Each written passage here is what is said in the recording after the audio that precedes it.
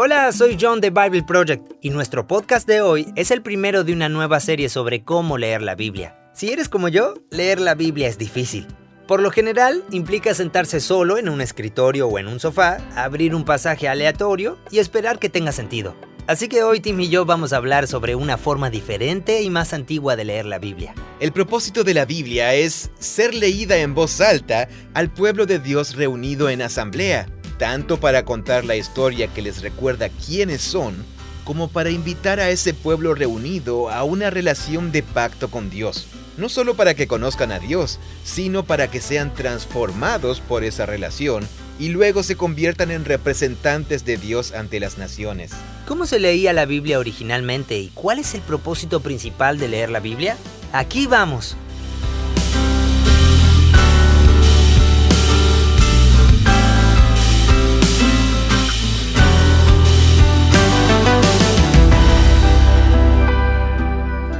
Este proyecto que hemos hecho, comparado con los otros, es un tipo diferente de proyecto. Porque normalmente tomamos un libro de la Biblia, su estructura literaria, sus temas y su diseño, o abordamos un tema o motivo específico que se repite en todas las escrituras. Esos han sido los temas de los que hemos hablado. Pero queremos hablar de la idea de por qué es importante leer las escrituras en voz alta juntos. Sí. Este no es un tema de la Biblia per se, pero es algo que nos interesa. Creo que deberíamos hablar un poco de por qué nos interesa, Sí. pero en realidad de esto vamos a hablar. De leer la Biblia en voz alta juntos. Leer la Biblia en voz alta a un grupo de seguidores de Jesús. Sin enseñanzas, sin sermón. Sí, sin sermones, claro, sí. Solo escuchar una sección larga de la Biblia en voz alta. Sí. Entonces, en realidad me viene a la memoria un poco de historia personal sobre el tema. Cuando era un cristiano bastante nuevo, tenía unos 20 años, John y yo éramos parte de una comunidad conectada con nuestra iglesia y el ministerio de evangelismo de los skaters llamado Skate Church. Algo así como iglesia sobre ruedas, podríamos decirle en español. Ok.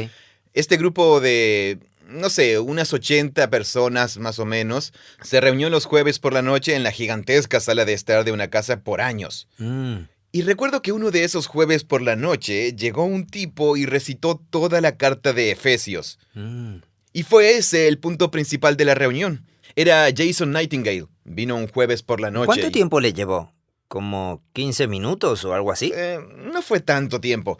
Después de eso hizo una pequeña reflexión o exposición, pero sobre todo señaló temas clave que se repiten en la carta de Efesios. Pero el solo hecho de que un libro entero de la Biblia fuera leído en voz alta como el asunto principal era algo completamente nuevo para mí. Claro. Nunca había estado expuesto a algo así. Era un tipo llamado Jason Nightingale, cuyo ministerio era viajar por todo el mundo recitando libros enteros de la Biblia que había memorizado.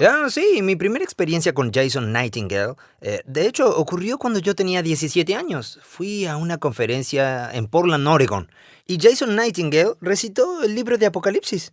¿Todo el libro de Apocalipsis? Sí, todo el libro. Sí, recuerdo que me costó prestar atención todo el tiempo, porque tenía 17 años, pero me cautivó.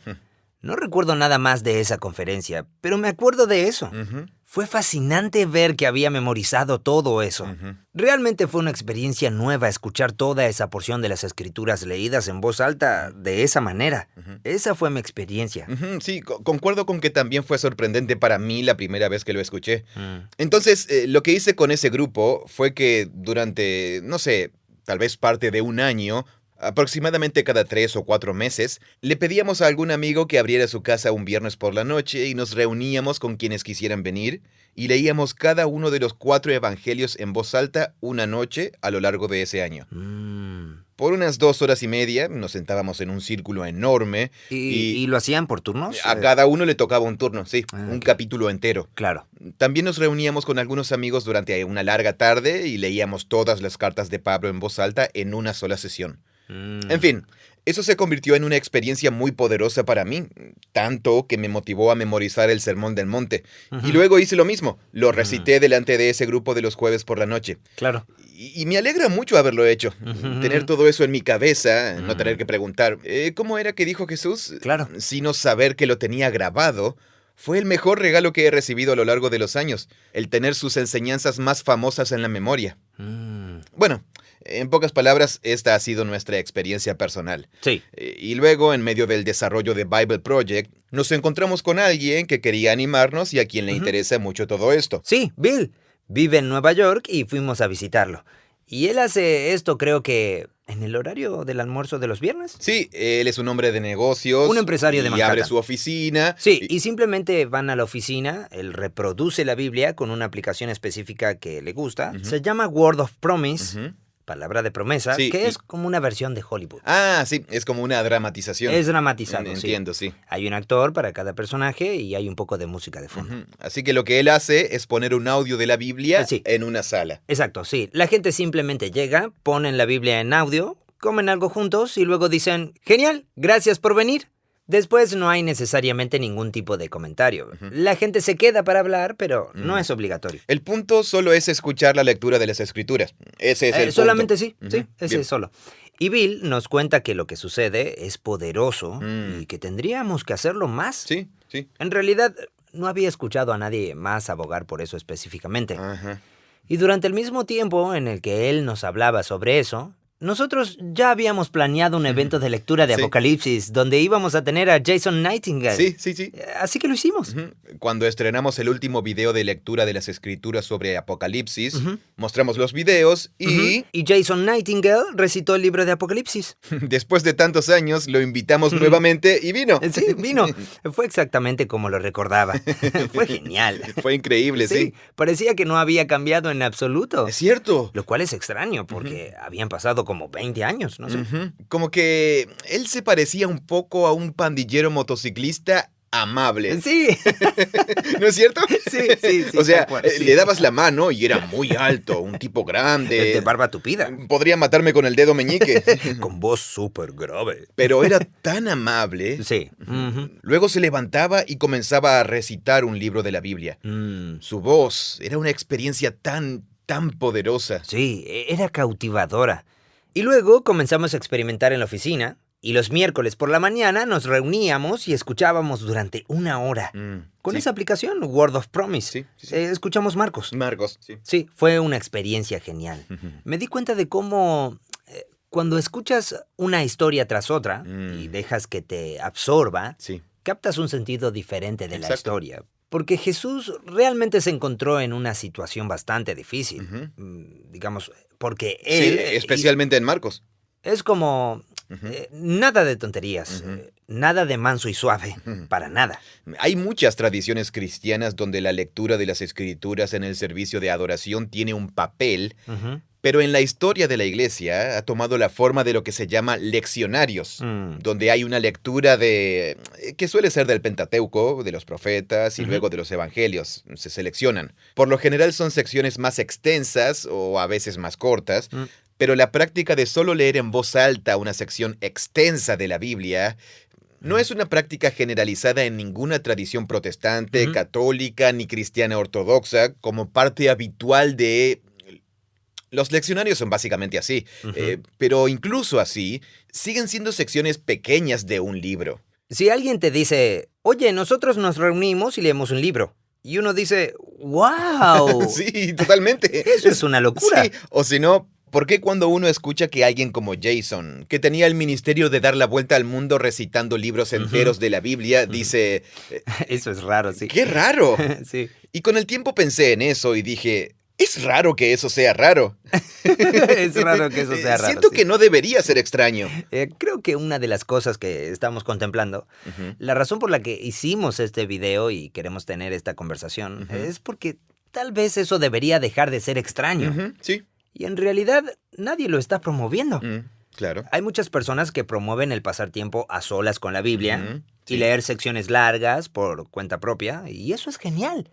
Pero hay una oportunidad única en cuanto a promover que los cristianos desarrollen esta disciplina, que se junten y la lean en voz alta. Sí, sí. Y en realidad, aunque la historia de la iglesia cristiana no ha puesto esta práctica en el centro de atención, es muy antigua. Sí. Es muy judía. Y De hecho, los orígenes de la propia Biblia están envueltos en esta misma práctica. El pueblo de Dios juntándose en momentos sagrados para escuchar la lectura de grandes porciones de la palabra divina. Así que pensamos que queríamos hacer un video sobre eso, y de ahí surgió nuestro video sobre la lectura pública de las Escrituras. Sí, y nuestra idea fue que queríamos hacer un video y ver qué pasa. Queremos ver si la gente comienza a hacerlo más. Sí. Si usas nuestros videos para leer la Biblia, tal vez una forma de hacerlo sea leerla con otras personas. Exacto, sí. Y hay muchas razones prácticas por las que eso es genial. Totalmente. Y podemos hablar de ellas. Pero esta conversación primero va a ser una guía de la historia de esta práctica en las Escrituras. Sí. Y luego, después de eso... Exacto, sí. Es el estudio de un tema bíblico. No es que la historia bíblica esté unificada por eso, Claro. Pero es una idea que se repite. Es una idea que se repite. Que se repite en la historia bíblica. Sí. Y en realidad los orígenes escritos de la Biblia están envueltos en la práctica misma de leer las Escrituras en público a un grupo de personas reunidas en asamblea. Así que ahí lo tienes. Entonces, por muchas razones, parece importante. Claro. No sabemos a dónde va a llegar, pero tenemos la esperanza de que esta conversación y el video que hemos hecho van a animar a que muchas personas prueben ponerlo en práctica. Creemos que debería ser normal que los seguidores de Jesús inviten a un grupo de personas a su casa una noche para escuchar la lectura de la Biblia en voz alta. Tal vez deberíamos comenzar con las cosas prácticas rápidamente. Sí. Porque ahí es donde, digamos, como reunir a la gente para que solo lea la Biblia en voz alta es súper simple. Sí, totalmente, claro. ¿Cierto? Sí, es muy simple. Sí, es muy simple.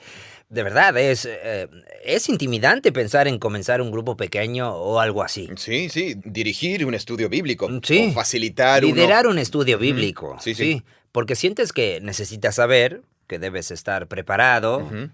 Va a haber muchas preguntas, porque tú eres el líder. Y dices, no sé, como que tiene todo un peso, ¿no? Sí. Pero otra cosa es invitar a la gente a tu casa para que lea la Biblia en voz alta. Es eso. Sí, cualquiera puede hacerlo. Sí, solo vengan y leamos. Y ni siquiera tienes que leer. Puedes conseguir una aplicación de la Biblia y reproducirla. Puede ser durante 2 horas, lo que sea que tenga más sentido. Claro, sí. Así que es muy sencillo.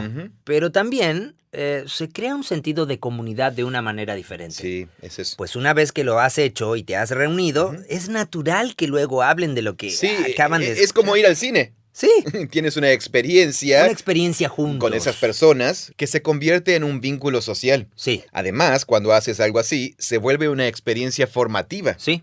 Piensa también en el cristiano promedio. ¿Dónde se encuentran las personas con la Biblia? Bueno, la encuentran como parte de un culto o una misa de algún tipo. Sí. ¿De qué manera? Puede que escuchen la lectura en voz alta de una sección de la Biblia, como leccionario, o puede que escuchen la lectura en voz alta en la enseñanza o la predicación de una sección de la Biblia como parte de un sermón. Pero por necesidad, tiene que ser solo un párrafo o una sola historia. Y si durante años esa es la única exposición que tienes a la Biblia, ¿cuál es el propósito de la Biblia? Bueno, no lo sé, ¿qué quieres decir? Su propósito es que vayas a la iglesia y oigas la lectura de un párrafo. ¿No es cierto? Nunca estás expuesto a nada más largo que un párrafo a la vez. Y creo que se aplica a la experiencia personal de muchas personas de leer la Biblia en silencio, por la noche, por la mañana o algo así. Y por lo general o con la guía de un devocional. O con la guía de un devocional. Sí, y sacan por ejemplo... Que se enfoca en una frase. Eso. O tal vez en 3 frases, como un párrafo o incluso un capítulo. Pero el punto es que esos libros se escribieron como libros. Unidades literarias completas y unificadas que están destinadas a leerse de principio a fin. Sería como si hubiera un grupo de personas a las que les encanta reunirse y citar frases de la trilogía de El Padrino o algo así. Nunca ven toda la película. Claro, nunca ven toda la película, reproducen escenas de vez en cuando y hablan de ellas. Exacto, sí. Reproducen un fragmento de 2 minutos. Claro, y de repente alguien dice, ¿sabes qué deberíamos hacer? Deberíamos sentarnos y ver toda la película El Padrino 1. Y la gente diría, ¿Qué? ¿Qué? Nadie hace eso. ¿Entera? ¿Toda? ¿De verdad? ¿Completo en una sola sección? Eso tardaría como... bueno, esas son películas largas. Sí, eso nos llevaría 3 horas. Ver la trilogía tomaría 9 horas. Sí. La tercera es una bestia. Pero, especialmente ahora en los días de las maratones en Netflix, la gente ni se inmuta ni les por importa. comprometer 4 noches consecutivas después de llegar a casa del trabajo y simplemente ve televisión hasta la hora de acostarse. Sí, te devoras una temporada en tiempo récord. Sí, pero ¿no es extraño que no pensemos en la Biblia con ese mismo tipo de mentalidad? Entonces, creo que es formativo y puede reestructurar la forma en que piensas sobre la Biblia si dejas de pensar en versículos, dejas de pensar en la Biblia en términos de versículos y piensas en términos de libros y secciones de libros y movimientos. También tiene que haber algo psicológicamente diferente en cuanto a la diferencia entre leer y escuchar. Ah, sí. Porque he leído largas secciones de Marcos, pero por alguna razón escucharlo fue una experiencia diferente. Es una experiencia totalmente diferente. Y no sé por qué, no soy científico. Y como veremos, casi con seguridad estamos más en contacto con la forma en que se escribieron esos libros y su propósito. ¿Cuando los escuchamos? Que era leerlos en voz alta. Hay algunos libros de la Biblia que incluso dicen en sí mismos: esto fue escrito para leerse en voz alta a un grupo de personas. Sí. Esto tiene que ver con reestructurar nuestra experiencia con la Biblia, nuestras expectativas, y también crea nuevas oportunidades para que la Biblia obre en nosotros y penetre dentro de nosotros. Es solo mediante la práctica más simple que no requiere de profesionales religiosos. No necesita profesionales religiosos ni preparación. Nadie tiene que prepararse. Es la cosa más simple del mundo. Sí. Y luego puedes hacer algo que siempre sientes que no haces suficiente, al menos si eres un cristiano típico. Sí, hazlo junto con tus amigos. Genial, sí. Ok, bien. ¿Quieres que explicarnos cómo hacerlo paso a paso? Sí, hace tiempo que no puedo hacer buenas preguntas de cultura general sobre la Biblia en estas conversaciones. Así que no mires las notas. Ok, bueno, perdón. ¿Dónde se menciona la escritura de la Biblia por primera vez en la historia de la Biblia? En otras palabras, si comienzas en la página 1, ¿dónde encuentras por primera vez la mención de que alguien escribe la Biblia? ¿Escribir la Biblia como sabiendo que eso es parte de un...? Sí, alguien escribe y lo que está escribiendo es algo que va a convertirse en parte del libro que estás leyendo. Si es una narración, estamos hablando de la primera mención de la escritura de la Biblia dentro de la Biblia misma. Bueno, dame un ejemplo de una que no sea la primera, que no dé ninguna pista. Me está costando trabajo... como en el libro de Jeremías.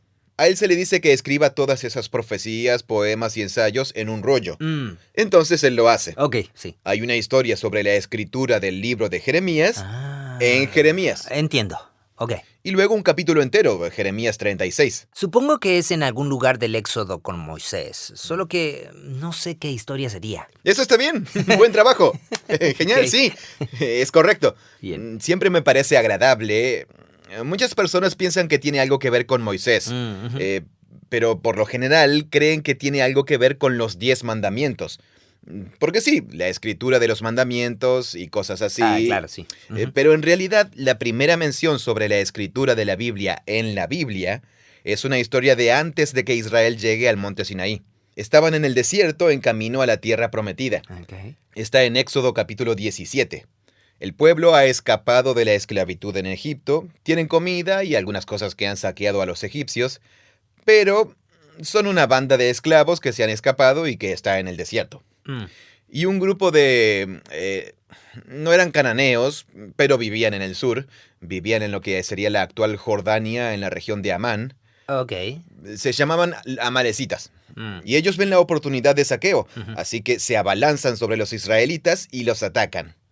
Entonces los israelitas forman una fuerza de defensa improvisada. Esta es una historia con la que por lo general estamos familiarizados. Cuando Moisés sube a una colina para orar por la victoria, cuando levantaba las manos para orar, Israel ganaba. Sí, cierto. Pero como era anciano, se cansaba. En realidad es una historia muy extraña. Sí, y cuando bajaba los brazos empezaban a perder. Así que se le cansaban los brazos porque se quedaba como... ¡ah! Sí, claro. Y cuando dejaba de orar, Israel empezaba a perder la batalla. Sí. Es extraño. Sí. Así que hace que dos tipos lo ayuden a mantener los brazos en altos y luego oran y ganan. Más tarde, cuando la batalla termina, Éxodo 7:14, Dios le dice a Moisés, escribe esto en un rollo para que se recuerde. Esa es la primera mención de la escritura de la Biblia en la Biblia.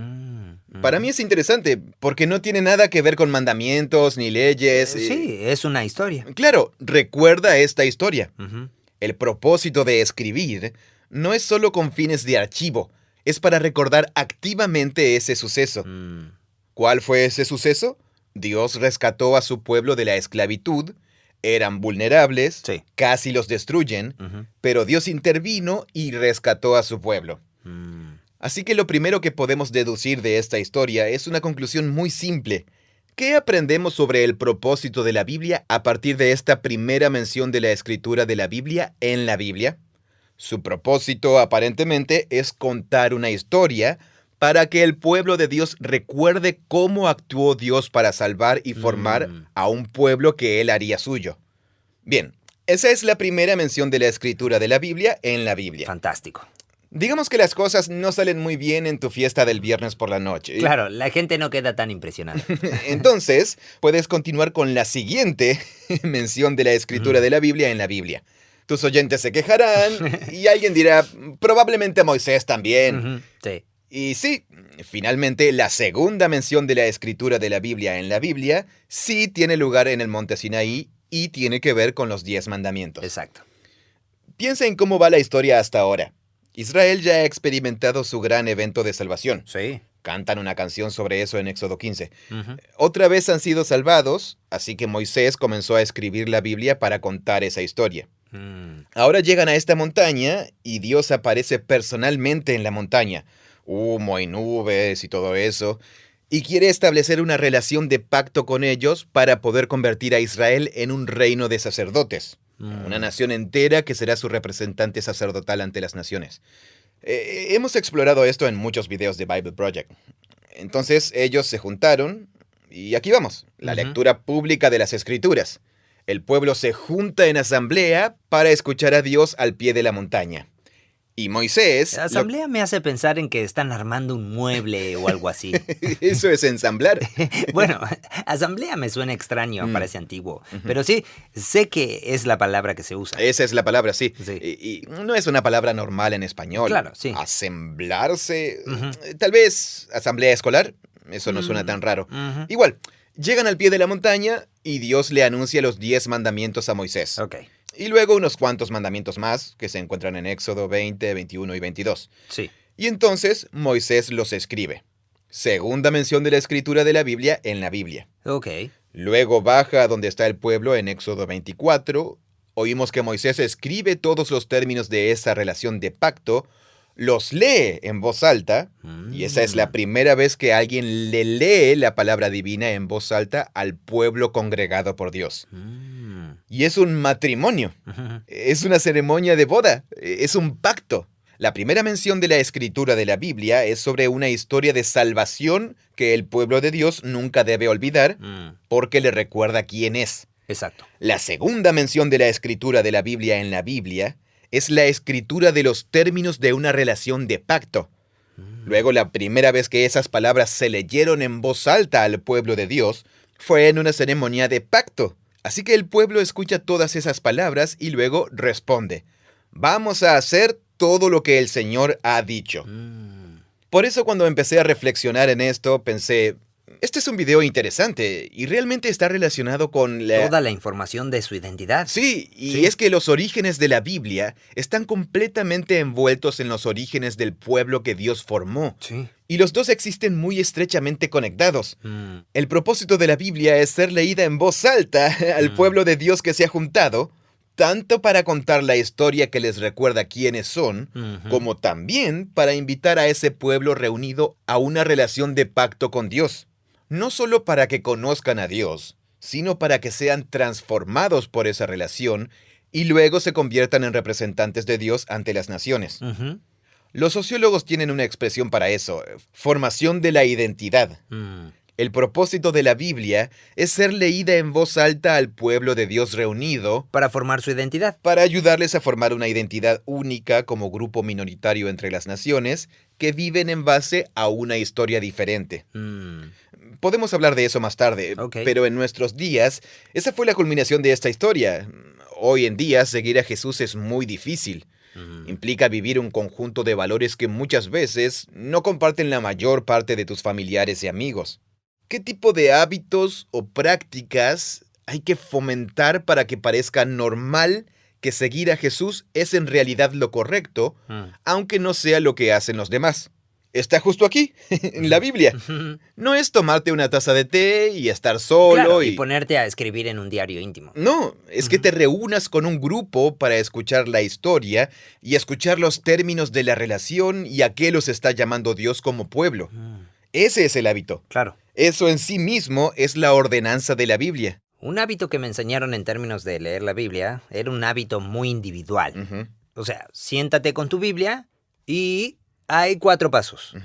Observas lo que hay en el texto. No sé si voy a recordar todo, pero... luego interpretas y luego aplicas. ¿Me salté uno? Creo que me salté uno. Porque hasta ahí hay solo 3. Dije 3. ¿De verdad no recuerdas el cuarto? Dije 3. Pero me llegué hasta lo de la aplicación. No sé a dónde más se sigue a partir de ahí. Solo recuerdo que el punto era la aplicación. Llegar a la aplicación. Y esto fue años atrás. O sea, eso fue antes de la universidad bíblica. Si alguna vez me sentaba a leer la Biblia, siempre se trataba de encontrar qué se suponía que debía hacer con eso. ¿Cómo se supone que eso va a cambiar específica y concretamente lo que hago hoy? Y si no llegaba a ese punto, me sentía que no era efectivo. Como si mi tiempo de la lectura bíblica hubiera sido un fracaso. Amigo, y entonces... Amigo, eso es mucha presión. Sí, es mucha presión. Porque con frecuencia uno entra en modo observación y dice... Esto es confuso. Sí, estoy observando eso. Estoy observando que estoy muy confundido. Sí. ¿Por qué esa persona mató a esa otra? Yo no tenía una categoría en mi mente según la cual sentarme a leer la Biblia y estar confundido fuera algo bueno en sí mismo. Especialmente cuando se hace en comunidad. Claro. Porque cuando lees esas historias y las escuchas, le están dando forma a tu imaginación y a tu forma de pensar sobre el mundo. Sí. Incluso si no te das cuenta, eso están haciendo. Exacto, sí. Así que el éxito no es llegar a una aplicación específica y luego quedarse con ella. Hay éxito aun cuando solo nos reunimos y leemos la Biblia. Claro, solo con eso. Es como una nueva definición de éxito que es mucho más manejable. Sí, histórica. Histórica. Pero fíjate en esa primera escena, en Éxodo 24, cuando leyeron en voz alta la Protobiblia, la primera versión de una sección de la Biblia, la leyeron en voz alta y lo que la gente hizo fue responder. Respondieron. En realidad llegó a disgustarme bastante la palabra aplicación en ese proceso de lectura de la Biblia.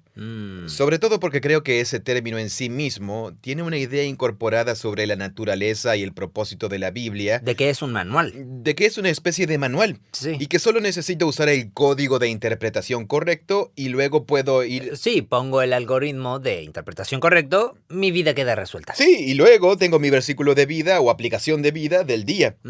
Y gran parte de la Biblia no funciona así. Se podría argumentar que algunas partes de la Biblia sí, las que están más orientadas a la prosa, como el discurso, básicamente las cartas del Nuevo Testamento. ¿El Sermón del Monte que memorizaste? Sí, el Sermón del Monte, sí, como enseñanza moral o ética. Pero, ¿Lamentaciones? Son 5 poemas funerarios largos sobre la destrucción de Jerusalén. O sea... ¿Cómo aplicas eso? Supongo que tendría que lamentarme por una ciudad que haya sido destruida recientemente por Dios. Puedes ir a buscarla en Google. Bueno, te vuelves muy creativo y desarrollas una nueva habilidad. Una habilidad para aplicar estas cosas de manera muy creativa. Las personas que son mejores en eso terminan escribiendo devocionales, ¿verdad? Sí, y tú dices, wow. Para Lamentaciones es como...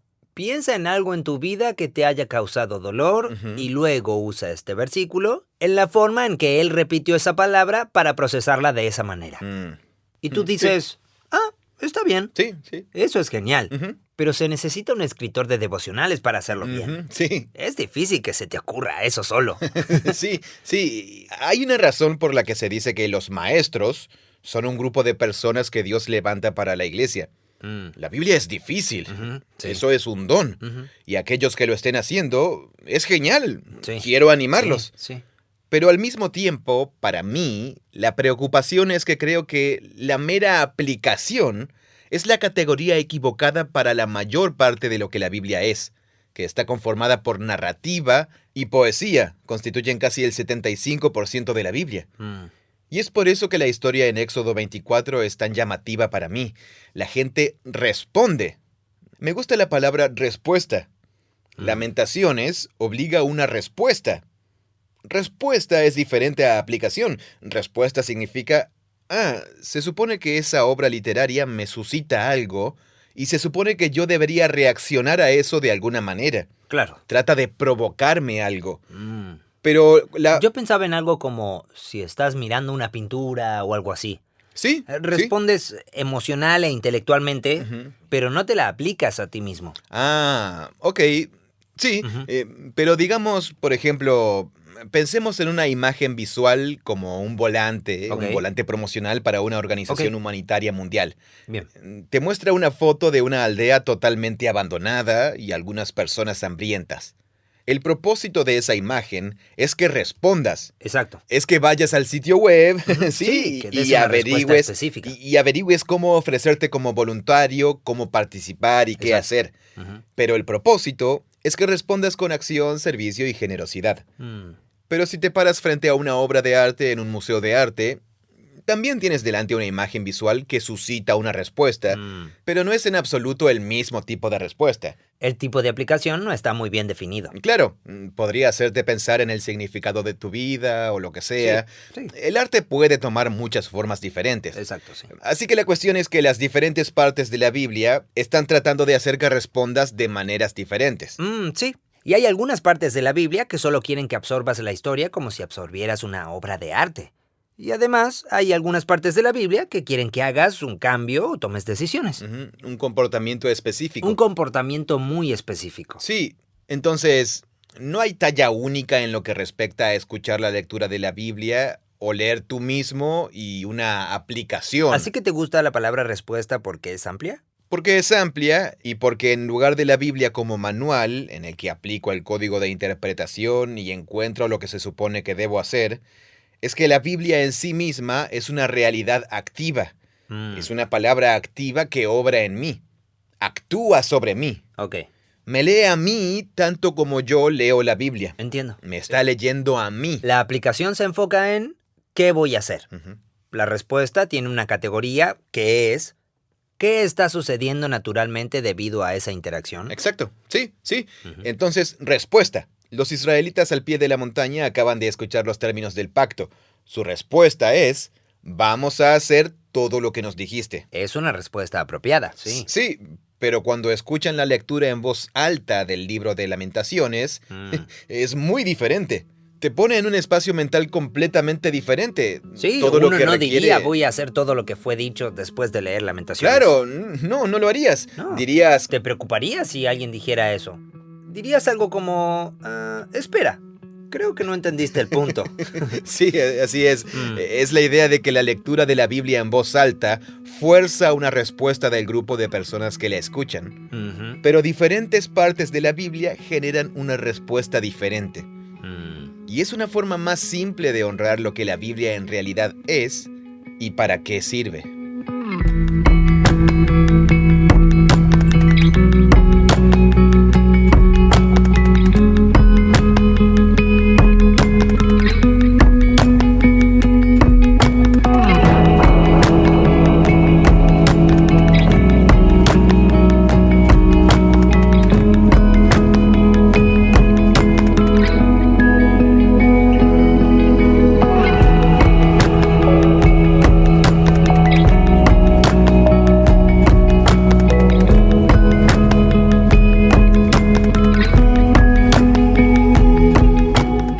Tenemos la primera escritura de la Biblia en la Biblia y la primera vez que se lee en voz alta la protobiblia. Ok. Es contar la historia invitar a la gente a esa historia y luego Hacer una especie de ceremonia. hacer una ceremonia en la que te llaman a responder si vas a vivir o no según esa historia. Claro.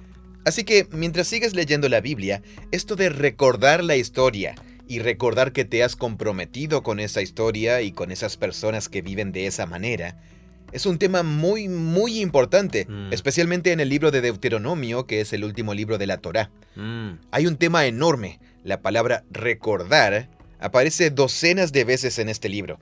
Recuerda lo que sucedió en la montaña, recuerda lo que sucedió en el Mar Rojo, Claro. en el Mar de los Juncos. Recuerda lo que le sucedió al faraón en la historia del Éxodo, recuerda cómo te proveyó en el desierto. Vemos el tema central del diseño de que en sus hogares, en sus familias y con sus amigos, constantemente vuelven a contar la historia, hablan de ella y piensan en ella. Para mantener la memoria fresca. Para mantener la memoria fresca, sí. Claro. Por ejemplo, en Deuteronomio capítulo 4, Moisés le dice a Israel: Mira, te he enseñado los decretos y las leyes que Dios me ordenó para que los cumplas cuando entres a la tierra. Cúmplelos cuidadosamente, porque eso le mostrará tu sabiduría y comprensión a las naciones, que oirán hablar sobre cómo vives y dirán: ciertamente esta nación es sabia en entendimiento. Así que, una vez más, esto se trata de la lectura de las Escrituras. Cuando recordamos las Escrituras y respondemos, estas forman un pueblo que es distinto y que las naciones miran y dicen: bueno, esas personas que viven según esa historia son diferentes y son sabias y es cautivante. Sí. Esa es la idea del reino de sacerdotes. Claro. Luego continúa. Moisés dice: tengan cuidado, cuídense para que no olviden todo lo que han experimentado. Enséñenle a sus hijos y a los hijos de sus hijos después de ellos. Eso es transmitir la historia, Claro. algo que la cultura judía ha conseguido con maestría absoluta. Piensa en... Estamos hablando de uno de los pueblos del mundo antiguo que todavía tiene una liturgia religiosa activa, Claro. que se ha transformado a medida que pasa el tiempo, pero que mantiene las mismas cosas básicas que han hecho durante milenios. El pueblo judío ha sido capaz de mantener su singular identidad independientemente de la cultura en la que se haya encontrado. Sí. ¿Y qué sucede realmente en la sinagoga? ¿Se lee mucho la Torá? Sí, ya vamos a llegar a ese punto. Ok. Tal cual, sí. Hacia ahí estamos yendo. Ah, bien. Donde terminamos es en las sinagogas del siglo I con la lectura semanal en voz alta de las Escrituras. Bien. Pero eso tiene raíces profundas. Se remonta a recordar la historia. Claro. Este es un tema importante en Deuteronomio. Cerca del final del libro de Deuteronomio, en el capítulo 31, ahí aterrizamos por primera vez. Moisés se va a morir. Va a pasarle el liderazgo a Josué, así que escribe lo que yo llamo la prototorá. La versión de la Torá en la que contribuyó y a la que le dio forma directamente, la cual más tarde transmitió a Josué y a los profetas que vinieron después de él, que la moldearon para que asumiera su forma final. Ok. Pero él habla sobre cómo le dio esa prototorá a los sacerdotes para que la observaran. Ok. Y luego, cada 7 años, debían convocar una asamblea. Aquí está el pasaje, Deuteronomio 31. Congrega al pueblo, hombres, mujeres y niños, y al extranjero que está en tu ciudad, para que escuchen, aprendan a temer al Señor y cuiden de observar todas las palabras de esta ley. Y a sus hijos que no la conocen, que no conocen la Torá, la palabra Torá significa enseñanza, instrucción aquí. Ok. Bien. Y sus hijos que no la conocen, la oirán y aprenderán a temer al Señor su Dios, mientras vivan en la tierra a donde ustedes van cruzando al otro lado del Jordán para poseerla. El monte Sinaí era notable. Sí. Juntamos en asamblea a todos para que leyeran eso. Pero ahora les estamos diciendo que lo hagan cada 7 años. Así que es como renovar la ceremonia cada 7 años. Exacto, sí. Estamos recreando lo que sucedió en el monte Sinaí Claro. cuando comenzamos la relación de pacto. Y ahora cada 7 años, si pensamos en el tiempo de vida total, una persona va a vivir 10, 12 o más ceremonias de estas. Ok. Se sí. trata de moldearte para que vivas como un tipo de persona única con una misión única. Hay un erudito judío, tengo algunas citas aquí, un erudito judío que tiene excelentes ideas sobre esta práctica, que es muy antigua. Jeffrey T. Gay es un comentario sobre Deuteronomio. Ok. Él dice: esta lectura pública de la enseñanza que es lo que significa la palabra Torá, la lectura pública de la enseñanza es parte de lo que él llama el carácter democrático de la religión bíblica. Aborda sus enseñanzas y exige toda su adhesión con pocas distinciones entre los sacerdotes y los laicos, y exige una educación universal de los ciudadanos, la ley y la religión. Así que pensemos. Ok. ¿Tienes hijos? Sí. Hay largas secciones de la Torá que son como la ley civil sobre qué hacer con los ladrones de casas y la construcción de parapetos en las casas y cuando un burro viene y se come mi trigo. Claro. Y están los niños. Sí. Como que, ¿qué está pasando aquí? Así que él dice, todo el pueblo, todos son hijos de Dios y están consagrados a él. No solo una élite espiritual o intelectual. Bien. La religión bíblica es para todo el pueblo. Claro. Él cita un ejemplo muy interesante. Hay una sinagoga del siglo III, una de las sinagogas más antiguas que se ha excavado en un pueblo llamado Dura Europos, que queda en Siria. No sé en qué condición está esa ciudad en este momento, en medio de la guerra. ¿Dura Europos era el nombre de la ciudad? Dura Europos. Se llama la sinagoga Dura Europos. Ok, bien.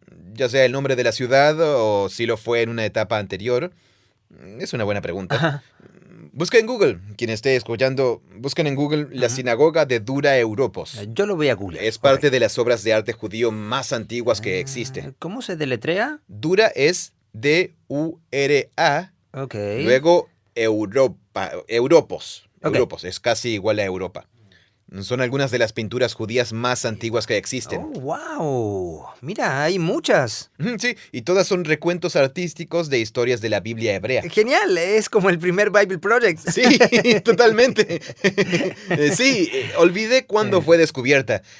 Ha generado todo un campo de erudición porque nos da una ventana a cómo pensaban los judíos del Medio Oriente hace 1700 años sobre la forma de interpretar estas historias bíblicas. Es la época del Imperio Romano, así que se representan con un aspecto románico, con togas y ese tipo de cosas. Es muy interesante. Sí. La razón por la que Jeffrey T. Gay menciona esto es porque hay una imagen de una persona con un rollo abierto, con gente reunida alrededor leyendo el rollo en voz alta. Ha habido mucho debate académico sobre a qué se refiere esa imagen.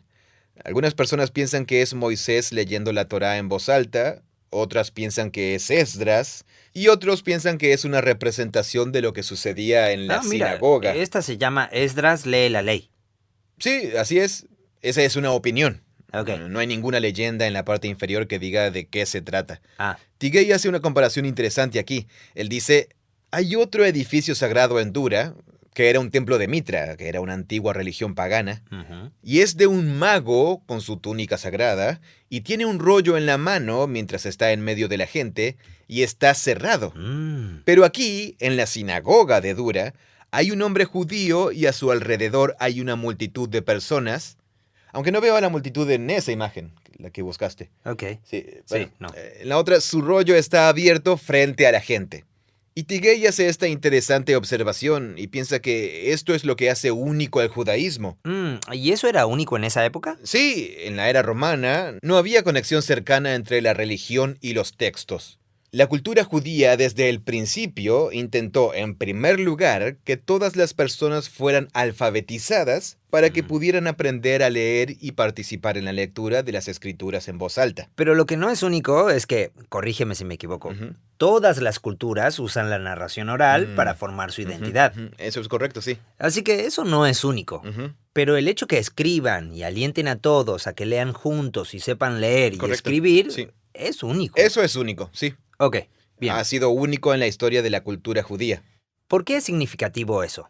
Porque si tengo acceso a las historias oralmente, ¿por qué es tan importante que tenga acceso a través de un rollo? Sí, es una buena pregunta. Y tienes razón. Casi con seguridad, en gran parte de la historia israelita, esa memorización oral coexistía. Porque en la antigüedad era muy caro producir textos escritos. Era mucho más fácil memorizarlos. ¿Te imaginas vivir en una época en la que es más fácil memorizar algo que escribirlo? Muy hacia atrás, en mi experiencia. Sí, o sea, eso abarca la mayor parte de la historia de la humanidad. Pero eso abarca la mayor parte de la historia de la humanidad. Sí. Ahora vivimos en una época de la historia de la humanidad donde es mucho, mucho más fácil, en órdenes de magnitud extrema, escribirlo que recordarlo. Sí, lo sé, porque nosotros... Ahora no recordamos nada. Ni siquiera sé mi propio número de teléfono. Sí, ahora lo escribimos. Más o menos. Sí. Existe en la nube. Sí. En Google Docs. Lo escribes, pero ¿dónde está en realidad? Sí, es un buen punto. Es un cambio radical, la imprenta. Solo tengo que recordar las distinciones. Sí. Tengo que regresar al cerebro de una antigua visión del mundo. Bien, sí. Esta práctica de leer cada 7 años la historia de la Torá en voz alta... ¿Las enseñanzas en la Torá? Sí, la historia de la Torá, los mandamientos en la Torá en voz alta al pueblo... Y las historias de la Torá. Sí, bueno, parece que la proto-Torá a la que le dio forma Moisés era principalmente... Bueno, sabemos que contenía la historia de que fueron rescatados. Cierto. Así que era algo de narración. Y también los términos del pacto, lo que llamamos las leyes y los mandamientos. Así que, sea la forma que sea, él la transmitió. Sí. Cuando el pueblo cruzó el río Jordán y entró a la tierra por primera vez, después de la batalla de Jericó, se detuvieron e hicieron eso. Leyeron la proto-Torá en voz alta a todo el mundo. Eso está en Josué capítulo 8. Okay. Y se puede ver por qué. Ahora estamos cruzando la frontera hacia el nuevo horizonte como pueblo. Vamos a recordar quiénes somos, de dónde venimos, por qué estamos llegando a esta tierra, de qué se trata todo esto. Lo fascinante es que luego sigues leyendo la historia de Israel, pasan los siglos, y no se menciona esta práctica. Pasan siglos. La siguiente vez que se menciona la lectura pública de las escrituras divinas de Israel es al final de Segunda Reyes, como una generación antes de que se fueran al exilio con Josías. Y él descubre un rollo de la proto-Torá en el templo que había sido olvidado. Esta es la cuestión del informe de la minoría de que aquello a lo que Moisés estaba llamando a Israel terminó siendo una opinión de la minoría. Un camino sellado, olvidado. Sí, una visión minoritaria olvidada, sí, es cierto. Eso era para la época de Josías. Su visión de su historia y su identidad no habían sido moldeadas por la Torá. No les dio forma la historia del Éxodo ni el pacto del monte Sinaí. Lo que explica por qué la mayor parte de la historia de Israel fue de politeísmo y... Entonces Josías encuentra el rollo de la Torá y le vuela la cabeza. Se rasga las vestiduras. Le apena tanto pensar que ha participado en la distorsión de su herencia que... Él responde. Sí, él responde. Sí. Claro, nunca te irías con eso como aplicación. Sí, creo que se supone que debo rasgar mi ropa. Eso es lo que entiendo de esto. Ese sería un gran devocional. Lo sería, sí. Lee el Sermón del Monte y luego rasga tu ropa. Claro. Así que lo que hace es reunir a todo el pueblo y hace que los sacerdotes lean las escrituras en voz alta. Y luego dicen, todo el pueblo dice, oh, no lo puedo creer, nos hemos equivocado mucho. Y se produce una gran reforma, la llamamos la reforma de Josías.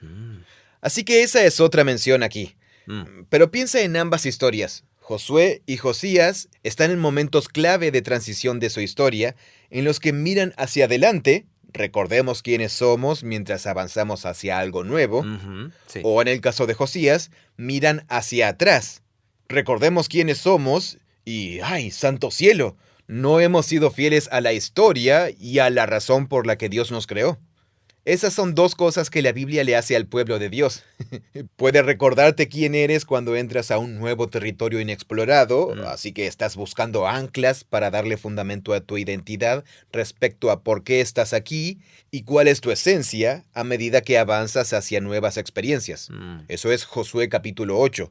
Bien. Pero luego otras veces, como en la historia de Josías, te das cuenta de que has perdido el rumbo o te encuentras en una serie de circunstancias que no son lo que querías y por lo tanto escuchar la lectura de las escrituras en voz alta es como las sales de amoníaco, ¿sí? Te despierta para saber quién eres realmente y cómo has vivido de una manera que es completamente incoherente con tu verdadera identidad.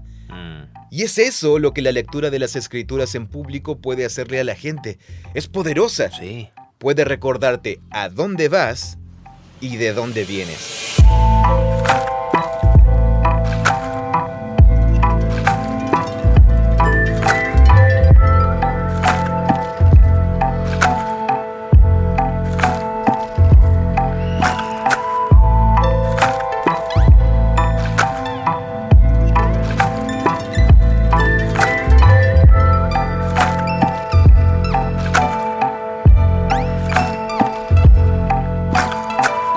misma historia del Antiguo Testamento sobre la lectura pública de las Escrituras es la que une todo. Está en el libro de Esdras-Nehemías, que son un solo libro en la Biblia hebrea. Sí. Después del exilio a Babilonia, el pueblo regresa. La vida es difícil en Jerusalén, pero la están reconstruyendo. Algunas victorias, algunas derrotas, algunas transigencias. Y lo que terminan haciendo es que, en obediencia a la práctica de la que Moisés habló hace tanto tiempo, reúnen a todo el pueblo. Bien. Y se nos habla de una pequeña plataforma que hacen en el patio público. Hacen un pequeño podio de madera. Los sacerdotes están todos allí, los levitas, Esdras y Nehemías, y reúnen a todo el pueblo. Los niños, los hombres y las mujeres, todo el mundo está allí. Ok. Nehemías 8:8. Y leyeron en el libro de la ley, la Torá, de Dios, interpretándolo y dándole el sentido para que entendieran la lectura. Este es el primer ejemplo de que Israel se reúne después del exilio en torno a las Escrituras. Pero hacen más que solo leer, también hay una... ¿Interpretación? Sí, hay personas que exponen, hacen una exposición, le dan sentido. Estos son los orígenes de la predicación del sermón. Claro. Ahí está el origen del sermón. Ajá. ¿De dónde venía esa práctica? Claro. Es interesante porque el sermón está muy arraigado en nuestra tradición. Y surge de un hábito ya establecido de leer las escrituras en voz alta. Sí, es verdad. Y ahora expongámoslo un poco. Exacto, sí. La práctica de leer en voz alta fue lo primero. Más adelante llega la idea de... ¿qué significa esto para nosotros? O que... Hablemos de eso un poco. Ahora es como al revés. Sí. Es, oye, vamos a reunirnos y hablar de la Biblia y tal vez leamos algunas partes. Sí. O vamos a poner una frase de la Biblia en la pantalla y luego vamos a dar una larga charla al respecto. Y escucha. No estamos diciendo que antes eran más santos. Claro, seguro. Ni que la iglesia se ha extraviado. Claro, Esa no es la idea. Porque es genial si eso es lo que están haciendo. Sí, a veces eso es lo que necesita una comunidad. Sí. Pero es bueno para mantener el equilibrio y para que no tengamos amnesia histórica, recordar que en la reunión del pueblo de Dios, escuchar algo es una práctica muy antigua. Exposición también es una palabra genial porque parece que viene de la palabra exponer. Sí. Como de sacar a la luz o revelar. Digo, porque yo era como el héroe del grupo juvenil. Así que yo, ¿Quieres decir que eras como súper fiel y...? Sí, iba todas las semanas y empezaba incluso a aprender a dar clases expositivas para mis compañeros. Porque viste el modelo de cómo otros lo hacían. Claro, sí. Así que recuerdo que el primer estudio bíblico que quería hacer fue en la escuela. Era un estudio bíblico en la escuela.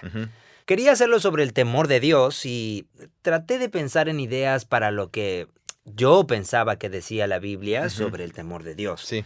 Así que en realidad se convirtió más en que yo venía con ideas al texto que en sentarme y dejar que el texto hablara, tratando de exponer lo que hay en el texto. Interesante, sí. Sí, ese es el hábito que desarrollé naturalmente, de alguna manera. Sí. Necesito tener una especie de idea y luego encontrar versículos que me ayuden. Refuerzas esa idea. Claro. En lugar de, leamos parte de esto y luego veamos si podemos exponer algo del significado a través de un corto diálogo. Sí, eso te hace dar cuenta de que nadie llega a la Biblia sin un marco completo de ideas e hipótesis preconcebidas. Sí. De hecho, es muy difícil leer la Biblia sin imponerle todo lo que ya creemos que sabemos. Sí. Porque, por lo general, las personas son expuestas a la Biblia dentro de una comunidad. La comunidad de una iglesia o una sinagoga en la que fuiste criado o de la que te volviste parte. Claro. Y en realidad, lo que aprendes primero es lo que escuchas que se enseña todo el tiempo. Y si lo que escuchas que se enseña todo el tiempo a veces menciona la Biblia, lo que aprendes es ese marco o ese esquema. Y luego quizás puedes tener la iniciativa de leer la Biblia tú mismo, pero es muy difícil escucharla. Sí, porque estás tratando de forzarla para que encaje en ese esquema. Exacto, sí. Y terminas dejando al margen grandes secciones de la Biblia porque no encajan con lo que pensabas. Sí. Es muy difícil deshacer eso. Por eso, la idea de que se lea una sección larga de la Biblia en voz alta creo que nos suena extraño. Porque la mayor parte de la gente se va con tantas preguntas. Sí. Sí, y por lo general se siente confundida e incomodada por diferentes cosas. Sí, y después de un sermón, se supone que deberías irte con menos preguntas. Sí, y después de un sermón te vas con claridad y convicción. Sí, no estoy diciendo que eso esté mal. Claro, no. Solo estoy diciendo que es... Es diferente. Solo es diferente. Y tenemos una tendencia o predisposición hacia los sermones. Y parece que se mitiga el peligro con... Que cualquier peligro que eso presente, o sea, comenzar a imponer ideas que no están en realidad en el texto, Exacto, si eso sucede, una buena manera de mitigarlo es leer largas secciones en voz alta juntos. Sí, sí. Eso fue parte de la esencia de la serie Lee la Biblia y de la aplicación de la lectura de la Biblia. Entonces, cada 7 años se supone que deben hacer eso en la fiesta de los tabernáculos. Sí. Sí. Esa es la festividad en la que hacían un refugio. Sí, haces un pequeño refugio en tu patio. Y eso sucede todos los años. Pero cada 7º año, en uno de esos, se supone que debes reunirte y leer las enseñanzas. Correcto, sí. ¿Pero hay algún ejemplo de que eso se haga o hay alguna referencia? Desde Josué, el pueblo que entra a la tierra, hasta casi el exilio a Babilonia con Josías, no se menciona de... Pero Josías no lo hizo durante el... No, él acababa de tener una reunión de emergencia. Claro, hizo una reunión de emergencia, sí. Él no esperó a la próxima... Una lectura de emergencia de las Escrituras, claro, no era sí, Claro, pero podríamos suponer que probablemente se hizo. Simplemente no tenemos registros de que se haya hecho en la Biblia misma. Bueno, sí. Y al menos durante el período de los reinos divididos... No sorprendería a nadie pensar que se estaba dejando de lado, porque mira el estado espiritual y cultural de Israel. Pero durante las primeras generaciones en la Tierra Prometida o algo así, puedes imaginarte que se hacía. Sí. La forma en que Josué lo enmarca es la transición con la muerte de Josué. Después de Josué, así es como comienza el libro de Jueces, surgió toda una generación que no conocía al Dios de Israel ni nada de lo que había hecho por ellos. ¿Y cuánto tiempo había pasado? Eso es en Jueces. El inicio... ¿Desde Josué hasta entonces? Inmediatamente. Sí. ¿Inmediatamente? Sí. ¡Ah! Sí, eso es Jueces capítulo 2. Josué despide a los israelitas. Todos regresan a sus tiendas de campaña. El pueblo sirvió al Dios de Israel durante toda la vida de Josué y de los ancianos que lo sobrevivieron. Y vieron todo lo que el Señor había hecho por él. Así que una generación. Después de que toda esa generación se reunió con sus antepasados, creció otra generación. Ellos no conocían al Dios de Israel. Así que los niños no estaban participando en esa... Sí, el punto es que muy rápido, en el curso de un par de generaciones que se establecieron en la tierra, olvidaron quiénes eran, olvidaron su historia... Y olvidaron el tipo de vida al que fueron llamados en relación con Dios.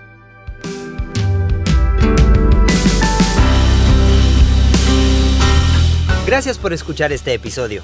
Vamos a terminar el tema de la lectura bíblica de la Biblia en voz alta en nuestro próximo episodio. Veremos cómo Jesús comenzó su ministerio durante una lectura pública de las Escrituras. Estamos muy agradecidos con todos por apoyar este proyecto. Nuestros videos están en nuestro canal de YouTube, youtube.com/Bible Project Español.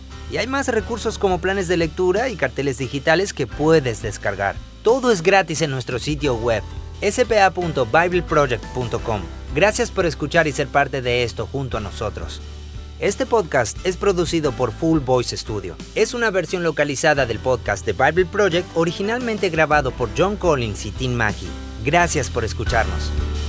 Hola, mi nombre es Ivette Alvarado, soy de Guatemala y lo que más me gusta de Bible Project es la forma creativa, práctica y directa en la que podemos compartir el Evangelio a través de sus recursos, y es así como de hecho yo conocí Bible Project en uno de los grupos pequeños dentro de la iglesia.